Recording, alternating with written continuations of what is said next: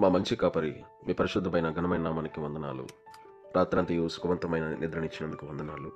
మా పడకల చుట్టూరా నీ కాపుదల సంరక్షణించి క్షేమము భద్రతనిచ్చి ఉదయకాలం లేచి మరలా మీ నామస్మరణ చేయడానికి మీరు కృపను చూపించినందుకు వందనాలు, కృతజ్ఞతాస్తులు తెలియపరుస్తూ ఉన్నాము. ప్రతి విషయంలోనూ తోడుగా ఉండండి. ఈ రోజంతయు సమస్తము మీ చేతికి అప్పగిస్తూ ఉన్నాము నాయన.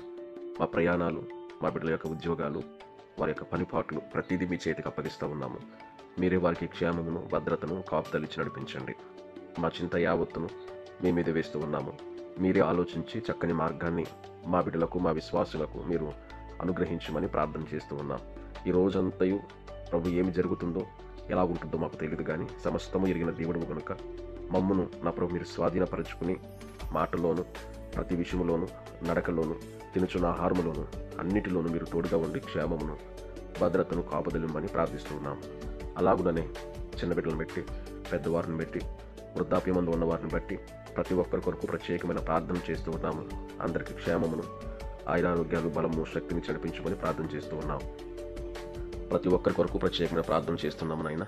ఎవరికి ఇబ్బందులు లేకుండా సహాయం దయచేయండి. ఉద్యోగాలకు ప్రయాణమై వెళుతున్న వారికి క్షేమమును, భద్రతను కాపుదలివ్వండి.